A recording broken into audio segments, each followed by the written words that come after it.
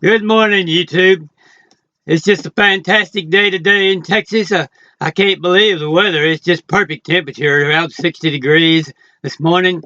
Got out and ran a couple of miles, and it's just marvelous temperature. It don't get overheated or anything. Just you can enjoy running, and you can enjoy getting out and playing tennis and playing basketball or anything like that that you want to do outside, and working outside, and just 60s in the mornings, and then gets about 70 in the afternoons. It's just marvelous temperature, and I'm just having a great time. I'm so full of energy. I just can't believe the energy that is available from the Infinite Mind, and the way that it just touches us constantly with energy, and increases our energy every day. And all we have to do is just become more conscious of it, and it begins to flow greater. And I just don't wonder where it'll all end. It looks like I'll be just flowing over the whole earth with this energy. It's just an amazing thing. But I'm going to calm the energy down and have some nice breakfast this morning. I feel so good after exercising, and I'm going to have a nice breakfast, and fix me a little bit of this organic old coffee in this Presto Maggio coffee maker. I've got this. I've got all the flavors here, but I'm going to fix. This morning, I'm going to use this Columbia roast, and it comes in a little K cup, and you put the little brew cup, just a separate brew cup that just keeps the grounds from having to be dealt with. And all you have to do is just snap that in, and it you just snap that down in the Presto Maggio, and you're ready to go. And you just pour the water, fill your little reservoir up, and then you just hit the thing, and your coffee just goes down into your cup. You hear that pop? That means it's got the little porous hole there that needs to go the water, to take the water through. And it puts one on top, one on the bottom, and then it just goes through. This right here puts the other one. And so I'm going to listen to a little Tanya Love this morning. She always excites me to get my energy going, and because she always has such marvelous things to say, and she talks about energy and talks about love and talks about all the marvelous things that Infinite Mind will do for us. And so I'm going to hear, she's an artist, and she's talking a little bit about that this morning. This one this morning is Tanya Love, Healing Art from the Heart. And Rose Femarllc is the host that's interviewing her on the Nissan Broadcasting. And so she's being interviewed, and we're going to see what she has to say. I know it's going to be marvelous, and it's going to be exciting. So see what she's saying this morning. Continue from yesterday. Streaming in, which now I use all the time as a healer. I'm just tuning into the client's energy field, and their angels or their loved ones are there, and they're channeling messages through me. And I just can tell now that it's the difference between my thoughts and consciousness streaming in. And I've learned to trust that and not think I'm nuts anymore, because I'm not. But there was a time, and I think a lot of people, when they first are awakening and really realigning with their gifts, they go through a period of self-doubt, and where they're just kind of like, am I nuts? What is this? I'm seeing auras, and what's happening? And so a lot of that stuff happened when my dad died, and, well, I should say when he transformed and went back into spirit. And he just has been such a guardian and spirit for me. And I started having all these other spirits coming to me, and I had to learn a lot about boundary setting. Realize that I don't have to be bombarded by these souls. I can kind of turn on my neon open sign, and then I can turn it off when I'm not available. And I've learned a lot really through experience. I really haven't had a lot of teachers tell me, or books that told me how to do anything. I feel like I've felt it and learned it all internally. And even now, like the workshops I teach and the energy healing that I'm helping assist with, and these mentorships that I'm offering, it's channeled in. I don't really claim or hold it. And there are books that have been really helpful that I've seen in my life, but for the most part, the wisdom's just coming in the now. And I feel that's what really we're all evolving towards, is to be present in the now and really allow the wisdom and the information that we're needing at any time to just bubble up and kind of be uploaded, if you will, just like on our computers when we upload new software. We have the ability to upload information just like that. And that's basically what happened with me. So if we shoot ahead from 2001 to 2013, I had been in a marriage for 20 years, and it was pretty much, I went right from an abused childhood right into this relationship where I was treated kind of just, that same kind of abused child. And I just got to a point where I couldn't tolerate it any longer. And I felt like there was such a drive and a passion in my soul to lead, especially leading women. I'm open to, I feel grateful to lead male or female energy, but it seems that Spirit summoned many women to me that are really in need of stepping into their power. And I feel like I already went to battle, and I've already walked through that darkness, so I understand it very intimately. And now I can look back and have gratitude and realize all that was to serve in a higher purpose so that I would be able to help lead this shift and to really understand what all these souls are going through with compassion, not just, looking down at them like, don't you guys understand? Like, what's wrong with you? It's just, I feel like I went through it also. And so in 2013, I started having these really interesting wake up calls in the morning, very early, like 3:33, 4:44. It was just interesting. Lots of triple digit numbers, waking up in the morning, and angels with messages calling me back and, telling me that I needed to remember who I was and did I remember my soul mission. And it was really magical, but at the same time, a little concerning again, because it was intense and they weren't easing off. They just kept coming.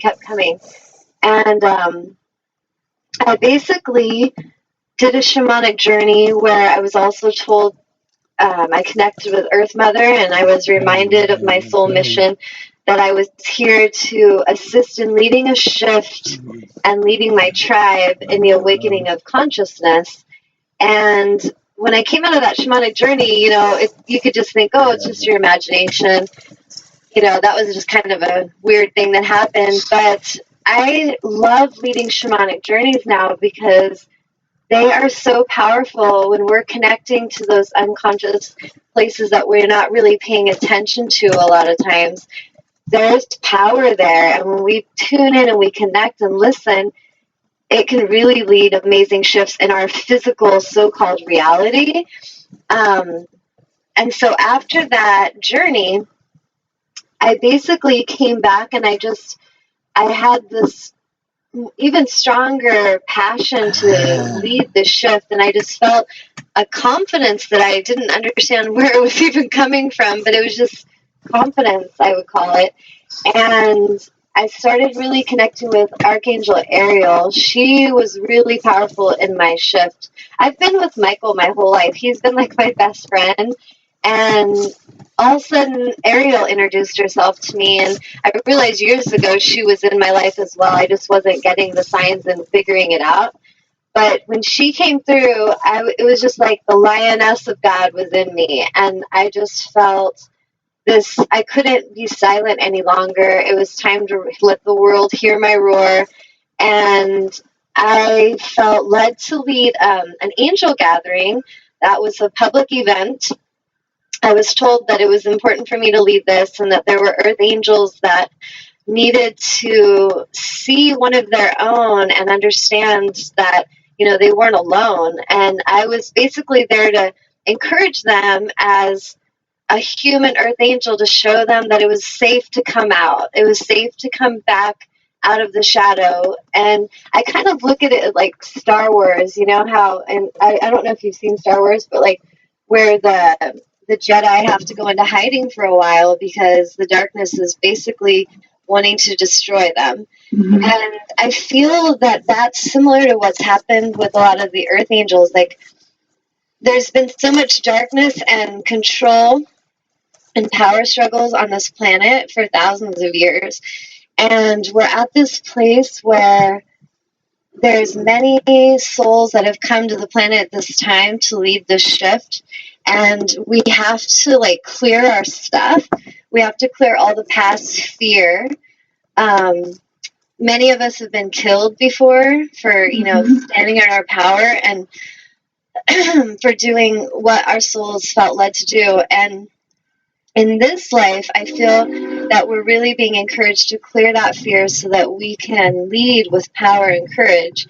And that's pretty much what I'm doing now as a healer. The angels blessed me with this gift. I started remembering past lives. I was shown past lives as a Mayan and as a shaman. That kind of made sense of how I understood all the shamanic healing. But like I said, I didn't take any workshops in this life. It's like I just remembered. I started remembering everything. And then past life, I saw a vivid past life as an angel. And, you know, there I was with family and we're sending healing energy to the planets. And so when I now assist a client in New Jersey and they're like, how can you know all this about me? You're in Washington and I'm in New Jersey. And I just laugh and go, oh, it's no problem. Like, I used to send this to planets, so this is no problem. And they just laugh like, okay. So anyway, that's kind of what led to the healing work that I do. And I feel like I'm just a secretary for spirit. I basically tune in with my compassion. My earth experience helps the humans relate to me as well, and I can relate to them. But I feel I'm so aligned with my angelic family now, and I really just am a channel for them. And I'm a secretary for spirit. I just really listen, and their energy tells me everything. So that's kind of to this point. That is amazing. First of all, because I'm in Scottsbluff, which was only an hour and a half away from Cheyenne. Oh, yeah. That's funny. So, but can you explain a little more of what the shamanistic journey is? Okay. Well, basically, with shamanism, we're tuning into more the earthly realm and the spirit of Earth Mother.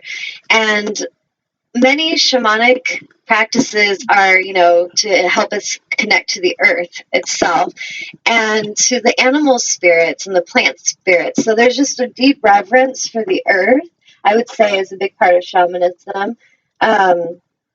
Many Aboriginal tribes and Native American tribes, those cultures were really connected to the shamanic ways, and, you know, drum circles and different ceremonial practices that were done with intention. You know, some were done with an intention for connecting to the spirit world and to connecting to ancestors. And then some of the intentions were for healing or for you know, maybe finding out where they were going to find their food. You know, there was all these different reasons for these rituals. But basically, our modern day world is different. We're not necessarily living in the ways we were in Native American times or in the times where we were gathered in tribes. But I feel that that's something that's actually reawakening in us because it's something that's lacking. In our modern world, we're very disconnected. Many of us don't feel as if we have someone there that's assisting us spiritually. And so I feel like the return of the shaman is a really powerful omen right now. Like, there's a very powerful significance to it. And to the feminine energy, especially, I feel the feminine energy is rising, and a lot of this shifting and ascension that we're going through is to bring that balance back in the universe. Like, there's just planet Earth has been out of balance, and that's why you see all these spiritual warriors that are here awakening, because it's time. It's kind of like the movie Avatar, where Jake's, you know, he's led on a journey and he has to choose if he's going to lead or not. And he definitely has his challenges